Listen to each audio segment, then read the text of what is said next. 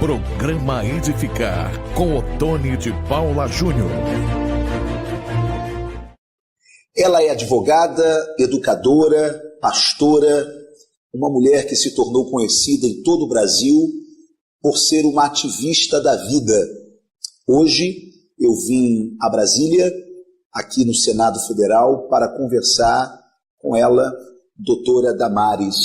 Doutora Damares, que prazer bater esse papo contigo. Eu sou seu fã e quem não aprendeu a lhe amar, a lhe admirar, porque a sua voz foi a voz que reverberou no Brasil inteiro para nos alertar sobre estas questões que envolvem uma tentativa de destruição da família através das nossas crianças, através da sala de aula, não é?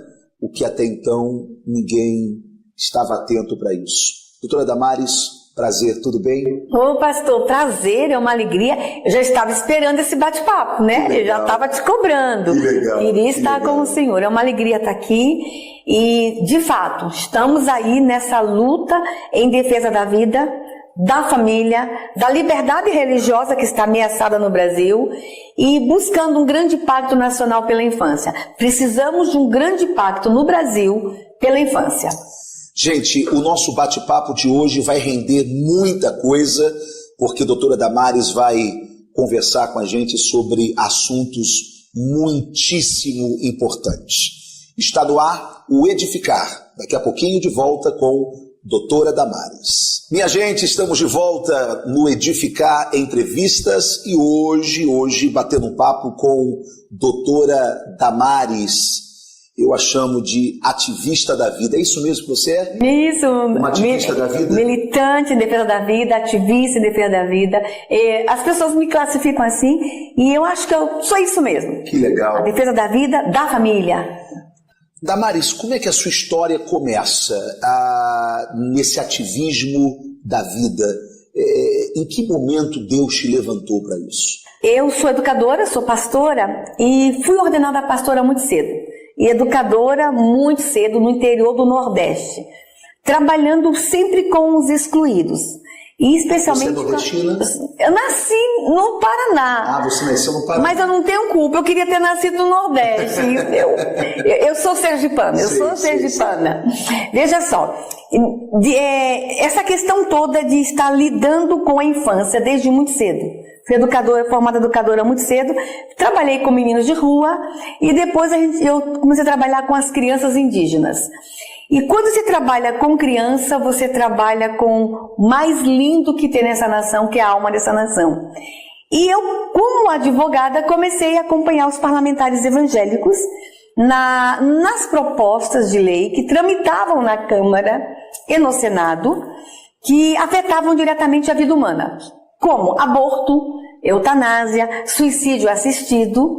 Então eu comecei a assessorar os parlamentares há muitos anos atrás.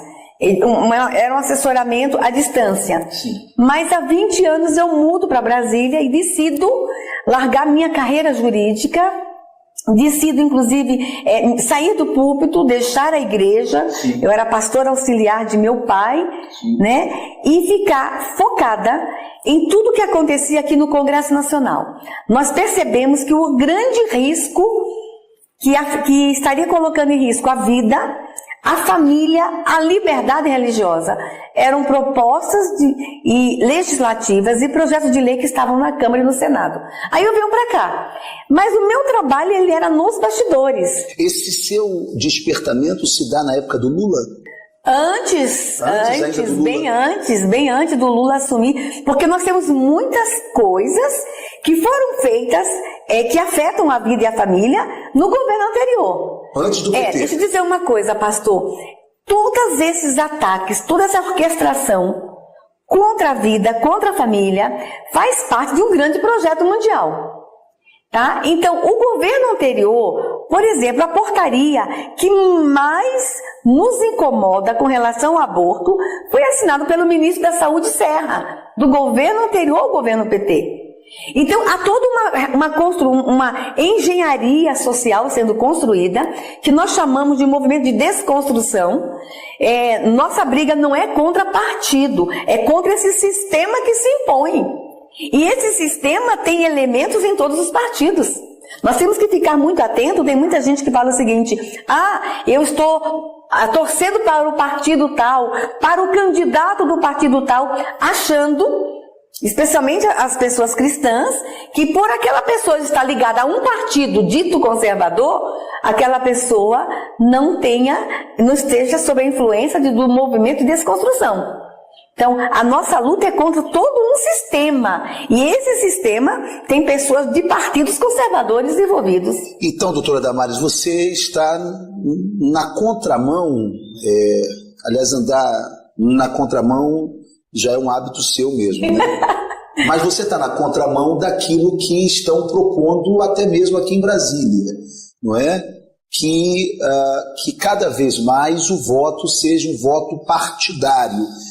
Pelo que eu estou entendendo aqui da sua fala, você está lançando um alerta para toda a nação brasileira, para toda a comunidade cristã, seja católica, seja espírita, aqueles que valorizam a família, de que você precisa conhecer o indivíduo. O indivíduo. Por exemplo, nós temos excelentes parlamentares no PT. Nós temos, inclusive, o único senador evangélico da Bahia, ele era do PT, uma pessoa extremamente comprometida com as causas da vida e da família. Ele é batista, o senador Walter Pinheiro. A história desse homem é incrível. No PT também nós tínhamos no passado 2 deputados extraordinários. O deputado Henrique Afonso, que era presbiteriano, e o deputado Luiz Bassuma, que era espírita. Veja só, esses 2 deputados eram petistas e foram expulsos do PT porque lutavam contra o aborto. Então, eu repito, o Brasil não tem a cultura do partidária. Não é como nos Estados Unidos. Quem é republicano e conhece as bandeiras dos republicanos. Quem é democrata conhece as bandeiras e é democrata. No Brasil, há uma mistura. Você não sabe quem é quem. Sim. Então você tem que conhecer o indivíduo. Nós estamos hoje aqui em Brasília e justamente hoje foi a instalação da CPI dos maus tratos infantis. Você hoje presta uma assessoria muito importante ao senador Magno Malta. Você já estava com ele, ou próximo a ele, lá em 2005, quando esse país foi sacudido pela CPI contra a pedofilia, não é? Conte um pouquinho para a gente a importância dessa nova CPI que visa investigar os maus tratos infantis. Vereador, nunca a infância foi tão atacada como nos dias de hoje. Veja só, 1 a cada 3 meninas no Brasil é abusada sexualmente, isso é relatório oficial. 1 a cada 3 meninas até os 18 anos de idade será abusada sexualmente. 1/3 das meninas no Brasil estão sendo abusadas sexualmente. Isso é inconcebível.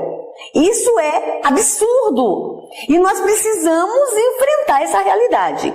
O Brasil agora recebeu uma classificação de que é o pior país da América Latina para meninas. Consegue entender isso, vereador? Nós somos o pior país da América Latina para meninas, relatório oficial amplamente divulgado. Você que é pai, você que é mãe de menina, quer um conselho? Fuja do Brasil.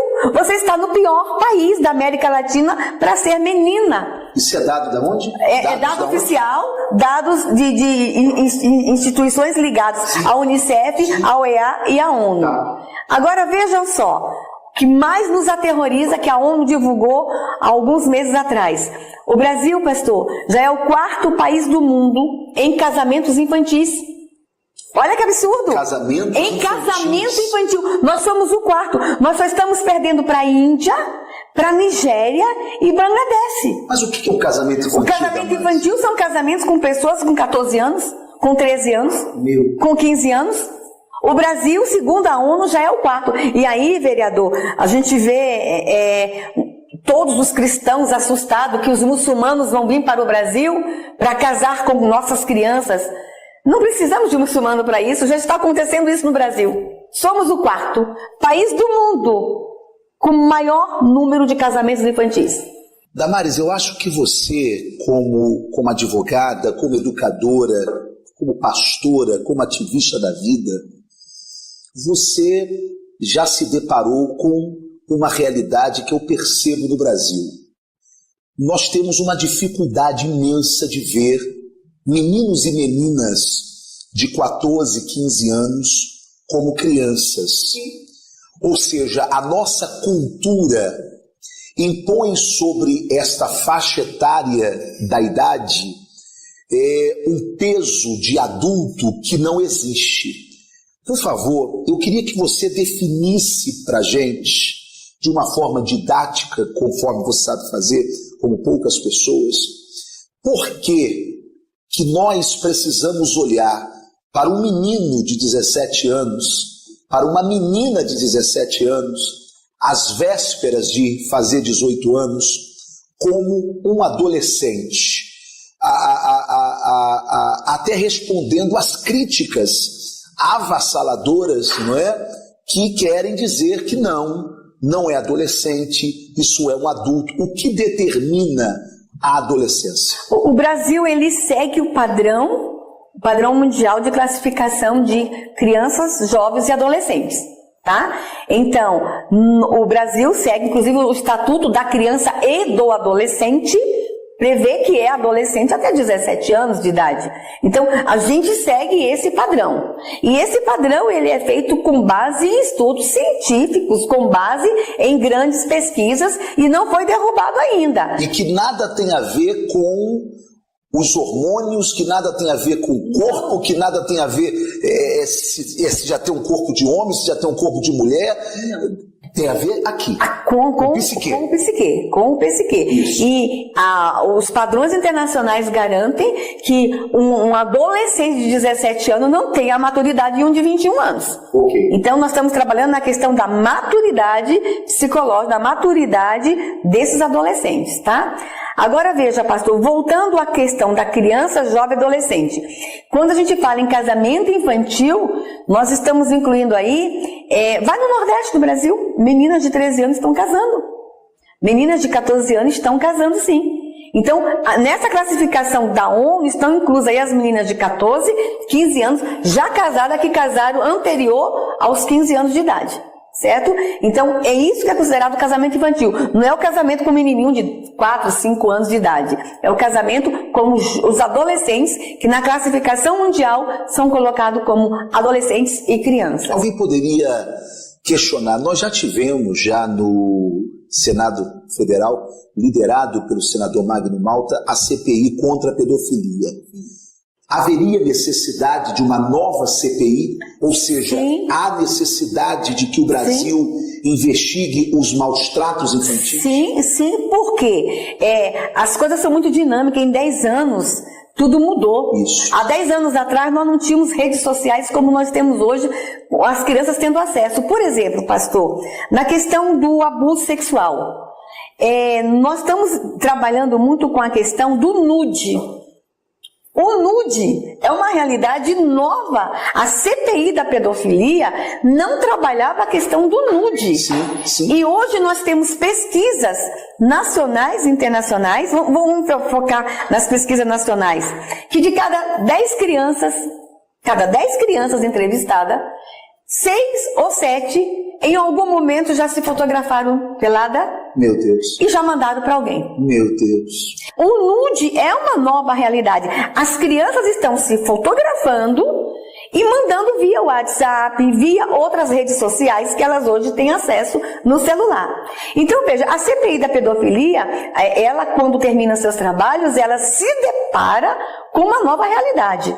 E nós vamos precisar investigar o que está acontecendo, o uso indevido das redes sociais para o abuso, para a exploração sexual e para a violência sexual contra crianças e adolescentes. Por exemplo, o senhor falou do abuso sexual. Mas eu vou citar também a outra modalidade de violência que nós vamos investigar na CPI, que é o suicídio e a automutilação de crianças e adolescentes. E essa coisa, ela explode nesse país por conta das redes sociais. Pastor, desde que o senador começou a trabalhar e nós começamos a trabalhar com a automutilação, nós descobrimos o inferno do inferno. Meu Deus. Eu quero dizer para os pais que estão nos assistindo o seguinte: é possível que a gente passe de 1 milhão de crianças no Brasil que estão se automutilando. E quando eu falo automutilação, eu quero dizer que é crianças se cortando nos braços, nas pernas, nas virilhas. E agora nós estamos nos deparando com uma situação absurda. Nós estamos encontrando relatórios de psiquiatras já mandando para a CPI, crianças se cortando dentro da boca para a gente não ver as cicatrizes. Pastor, a criança mais nova que nós estamos conversando, nós estamos em alguns grupos sociais com perfis fakes, devidamente acompanhado por autoridades. Eu, por exemplo, estou num grupo social que eu tenho 10 anos e que eu me corto. Sim. Então, todos os dias de noite, a partir de 10 horas da noite, as crianças se chamam para se cortar junto ao vivo. Ao vivo. Gente, é só para que vocês entendam esse absurdo. É até difícil da gente falar. Doutora Damares, ela está aqui dando o seguinte relatório para nós aqui do nosso programa. Ela tem um perfil, um fake acompanhado pela justiça, né, legalizado, para investigar esses maus tratos infantis. E nesse fake que ela tem um fake como uma criança de 10 anos, e ela está dizendo aqui agora de que ela, ao entrar nesse fake, ela entra em um grupo que marca a hora para que as crianças possam se ver cortando, se mutilando ao vivo. Ao vivo. Parece loucura, a sensação que eu estou tendo aqui agora é de um mundo paralelo, de um mundo que não é meu, de um mundo que não existe, de um mundo literário, não é? De filme de Hollywood, filme de terror. Mas isso é verdade, isso está acontecendo. Acontecendo. E nós tivemos uma reunião com 19 pais aqui no Senado, e dos 19 pais, 9 crianças haviam se suicidado. E os pais não sabiam que as crianças estavam se cortando. Porque nem sempre elas se cortam no braço, elas se cortam na perna, na altura da virilha, na altura da coxa, para o pai e a mãe não ver. E aí você vai perguntar, mas todas as crianças que estão se cortando querem se matar? Não! Atenção, papais e mamães. Nem todas as crianças que estão se cortando no Brasil querem se matar. Mas elas se cortam porque elas estão com dor na alma. Olha só. Pelo contrário, elas querem viver, mas elas estão com tanta dor na alma que elas precisam se cortar para aliviar a dor da alma. Agora você consegue, vereador, entender o que fizemos com nossas crianças nos últimos 10 anos, que elas têm tanta dor na alma que precisam cortar o corpo para aliviar a dor da alma? E algumas dessas crianças, quando estão sozinhas, passam do ponto ou cortam a veia errada e morrem de hemorragia. Detalhes, papais e mamães, nós estamos encontrando no Brasil sites, blogs ensinando nossas crianças como se enforcar. E por que elas se enforcam? No mesmo sentido, elas precisam sentir a dor do sufocamento para poder aliviar a dor da alma. E na questão do enforcamento é extremamente perigoso, porque se passar do ponto, e geralmente elas amarram um cordão, cabo do notebook, tem grupos ensinando como fazer o nó com o cabo do notebook e amarrar no pescoço, elas penduram na porta e passa do ponto e sozinha não consegue tirar. Então, algumas crianças que se enforcam e morrem por enforcamento, elas não iam suicidar, mas estavam sozinhas, só queriam aliviar a dor. Aí o senhor me pergunta, e os pais estão me perguntando, isso é fantasia? Não. Passa de 1 milhão de crianças fazendo isso no Brasil. E por que as crianças estão com dor na alma? Quais são os motivos? Papai e mamãe, um dos motivos que nós identificamos, a ausência paterna e a ausência materna.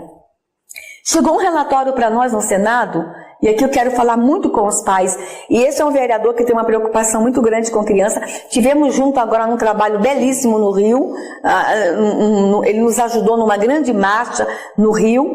Veja só, as crianças estão sentindo a ausência do pai. Há uma pesquisa no Senado que 84% de crianças entrevistadas dizem que papai e mamãe estão muito tempo no celular. Aí o que acontece? Para o papai e a mamãe ficar no celular, está dando um celular para a criança também. E não tem ideia que quando você entrega um celular para uma criança com acesso ilimitado à internet, você entregou o mundo na mão desta criança. Damares, eu tenho 3 filhos. 3 filhos. Um de 12, um de 13, o Otônio Neto, a Esther de 12 e o Israel de 9. O Otônio Neto, ele tinha um celular, a Esther de 12 também tinha. Damares, eu tomei o celular.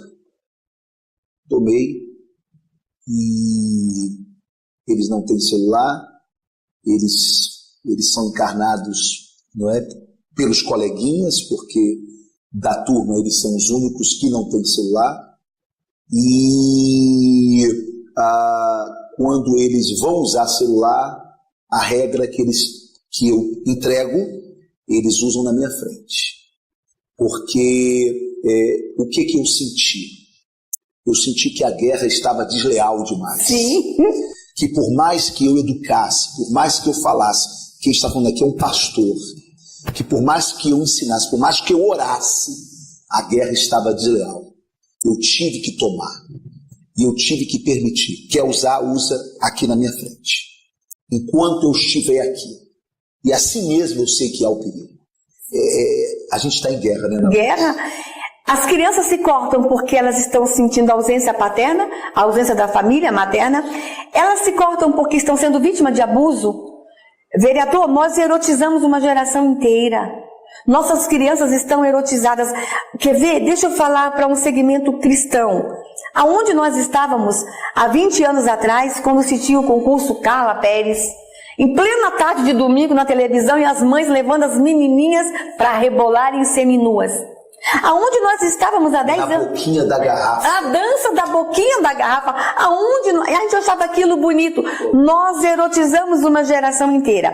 Então veja só, hoje, adolescentes que foram erotizados são pais e mães de crianças que também estão sendo erotizados.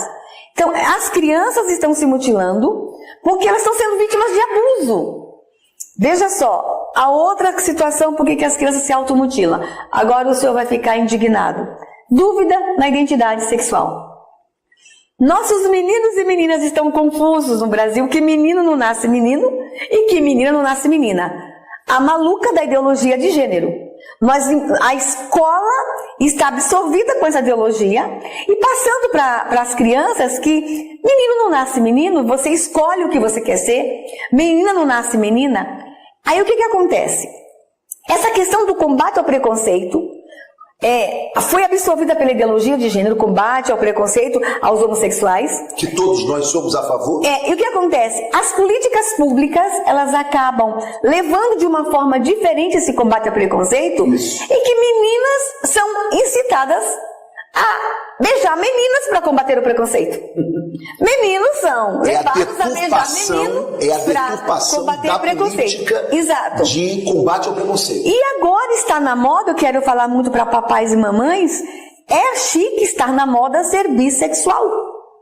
Nós estamos falando com diretores de escolas que falam conosco que é difícil você numa sala enorme, por exemplo, de 50 meninas, pelo menos 30 já não se dizem bissexual com 12 anos no Brasil.